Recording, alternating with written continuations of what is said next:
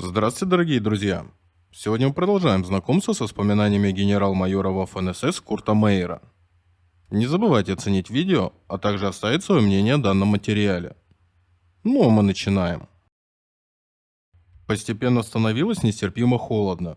Поскольку у нас не было ни шинели, ни одеял, мы сильно страдали, дрожа от холода. О сне не могло быть и речи. Если бы можно было хотя бы покурить. Медленно полз вверх автомобиля радиосвязи. Под его прикрытием я покурил и вновь изучил карту. Чем дольше я на нее смотрел, тем сильнее меня охватывала дрожь. Сначала я думал, что мои зубы стучат из-за ужасного холода, но затем я понял, что был очень напуган. Чем больше проходило времени, тем напряженнее я становился. Я уже больше не мог находиться в машине. Радиопередатчик с его бесконечным бип-бип-бип действовал мне на нервы. Снаружи я старался ни с кем не разговаривать. Я боялся, что кто-нибудь услышит, как стучат мои зубы, и поймет, что я напуган. Мы все молча сгрудились за скалой, вглядываясь в темноту. Боялись ли мои товарищи тоже? Я не знал. Мотострелок Йон из первой роты разведывательного подразделения СС прибыл с докладом. Однако он не выглядел напуганным. Он коротко и четко доложил мне ситуацию, а после ему дали хлебнуть спиртного из фляги медика. Стало светлее. Вскоре мы смогли различать очертания деревни. Атака трех наших боевых групп должна была начаться огнем 88 миллиметровых орудий. Я склонился за щитом пушки и попытался что-нибудь разглядеть в темноте через бинокль. Чем ближе приближалось время открывать огонь, тем сильнее во мне крепла уверенность в успехе атаки. Она просто должна была быть успешной. Я рассчитывал на то, что противник выучил азы военной науки в военной академии и предугадывал, какие меры мы можем предпринять в данном случае. Из всего, чему был научен греческий командир, он будет ожидать от меня продвижения моей моторизированной части по дороге. Вот почему я атакую его через два хребта, а на дороге предприму только отвлекающую атаку. По мере того, как таяли ночные тени, можно было различать очертания домов. Прижавшись к земле, я дал Науману приказ открывать огонь. В считанные секунды мы оказались как в кипящем котле ведьмы. 88 миллиметровая зенитка посылала снаряд за снарядом, по хребту справа от нас. Минометы и пехотные орудия также осыпали обороняющихся минами и тяжелыми снарядами. Высоко над нами мотоциклисты штурмовали оборонительные позиции противника. Мне не было видно, как атаковали две мотоциклетные роты, но я слышал яростный пулеметный огонь и взрывы их гранат. Командир батареи тяжелых 150 миллиметровых гаубиц сообщил мне, что не может больше оказывать огневую поддержку атакующих рот, не ставя под угрозу личный состав расчетов. Орудия заняли позиции вдоль горной дороги, одно за другим. Но из-за того, что дорога была слишком узкой, они не могли закрепить в земле свои сошники. Командир отказывался принимать на себя ответственность. Такого рода чушь была последней каплей в чаше моего терпения. В гневе я приказал ему открывать огонь. Мы должны были это сделать. Тяжелые снаряды прогрохотали над первым гребнем и взрывались на позициях противника с каждой стороны маленькой горной деревушки. Пулеметный огонь противника полоснул градом по дороге и по скалам над ними, вызвав камнекат по склону. Камни с грохотом проносились вокруг нас. Ничего не оставалось делать, как двигаться вперед. Мы стремительно, прыгая как лягушки, бросились к первому повороту дороги и укрылись. Преодолев еще несколько метров вперед, за скалой. У следующего поворота мы будем находиться прямо под позицией противника в 100 метрах выше. После такого спринта я рухнул в изнемождение за каменной глыбой и ловил ртом воздух. Наше продвижение вперед было затруднено тем, что приходилось перебегать от одной груды камней к другой, используя их как укрытие, чтобы не стать мишенью для вражеских снайперов. Мы слышали над собой крики и яростные звуки сражения. Подразделения второй роты первого разведывательного батальона СС прорвались на позиции противника на первом гребне. Мы ринулись вперед. На последнем большом повороте серпантина дороги мы наткнулись на несколько солдат, которые в ходе атаки оказались отделенными от остальной роты. Среди них был унтерштурмфюрер СС Воржиник, который кратко доложил мне об операции на гребне хребта. Из сведений от пленных мы узнали, что нам противостоит усиленный пехотный полк, находящийся на левом фланге греческой обороны.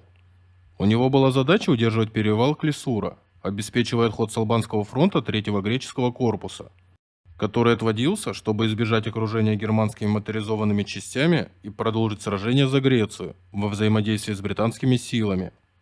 Нельзя было допустить осуществления греческого плана. Отход не только должен был быть предотвращен, но и потерпеть полный провал. Мы должны были завершить переход по горам и заблокировать долину за Касторией. Мы продолжали двигаться по дороге. Вдруг земля перед нами взметнулась вверх. Я не верил своим глазам.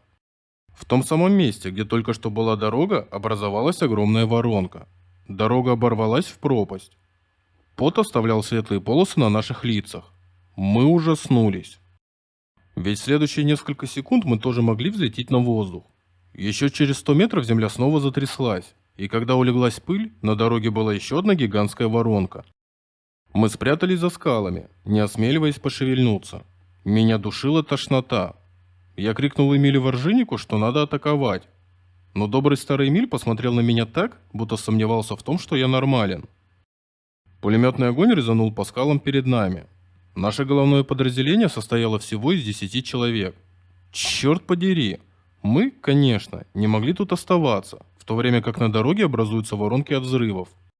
А пулеметный огонь прижимает нас к камням. Однако я, как и все, забился в укрытие и боялся за свою жизнь. Как я мог приказать Воржиннику идти первым?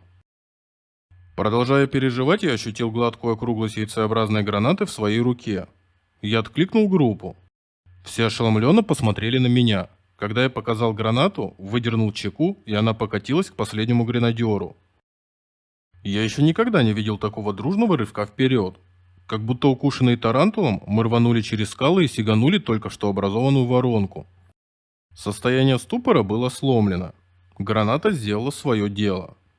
Мы дружно усмехнулись и рванули вперед к новому укрытию. На вершине гребня хребта наши атакующие роты все дальше и дальше углублялись в оборону греков. Наши 88 миллиметровые орудия были в облаках пыли и дыма от разрывов снарядов горной артиллерии греков, но зенитки Наумана продолжали вести огонь. Снаряды зенитных 88 миллиметровых пушек пробили для нас дорогу, похоронив очаги греческого сопротивления под грудами обломков. Мы находились прямо под гребнем хребта. Пот застилал мне глаза. Я наблюдал за боем через пелену пыли и грязи. Мы как бешеные бросились на хребет. Греки выбирались со своих позиций, поднимая руки вверх, прекратив сопротивление. Их путь отхода уже был накрыт огнем второй роты первого разведывательного батальона СС, пулеметы которого с господствующей высоты напрямую обстреливали позиции противника. Мои солдаты сломили сопротивление греков, поддерживаемых батареей горных пушек с помощью ручных гранат. Мы на пределе сил совершили переход по горам. Мои гренадеры совершили то, что другие считали невозможным, и что даже сегодня считают безумием. Перевал Клисура наш. Но времени на передышку не было. Только стремительное преследование противника принесло бы нам полную победу. Наши саперы взрывами обрушили обломки скал в воронке на дороге. Артиллерия сменила позицию и вела огонь по отступающему противнику. Целые колонны отходили на запад и далее на юг. Сопротивление греков, которые, как правило, храбро, до последнего вздоха, удерживали свои позиции, было сломлено. Нами было взято в плен более 1000 человек, включая полкового и 3 батальонных командиров. Только тогда для меня стала ясной вся стратегическая важность захваченной нами позиции. С перевала мы могли непосредственно видеть пути отхода греческих войск из Албании, на которые теперь был направлен огонь всех наших видов оружия. Я хотел двинуться дальше за бегущим противником, но снова на дороге, круто спускающейся вниз, прогремели оглушающие нас взрывы. На засыпание гигантских воронок от фугасов было потрачено драгоценное время. Вторая рота первого разведывательного батальона СС для начала поехала по дороге и вошла в маленькую деревню. Все ее жители покинули свои дома и ушли. Я хотел перегруппировать свой батальон там, а затем двинуться по главному пути отступления греков. Я ждал первую роту первого разведывательного батальона СС. Вскоре появились молодые солдаты. По их лицам я все понял. На пропитанной кровью плащ-палатке они несли останки своего ротного командира. Рудольф Шредер лежал передо мной. Его грудь была разорвана на куски. Он добился выдающихся военных успехов, но был убит во время прорыва системы обороны противника, командуя головной штурмовой группой. Мы спустились с гор ближе к вечеру и разведали подходы к Астарии, городка на берегу одноименного озера на высоте 630 метров над уровнем моря. Я хотел провести разведку и последовал за разведгруппой. Перед небольшим мостом мы замедлили шаг. Дальше была видна высота 800, господствующая над подходами к Астарии, а также над путями отхода третьего греческого корпуса. На мосту не было видно никакого движения, он еще не был взорван. Внезапно по нам был открыт пулеметный огонь.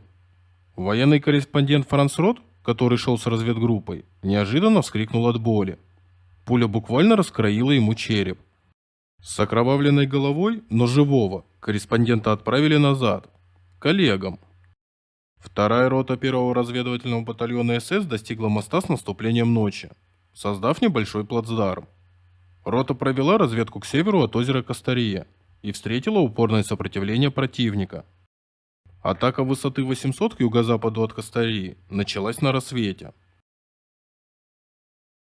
На этом сегодня все. Если понравилось видео, то поддержите его лайком, а канал подпиской. Всем пока, до новых встреч.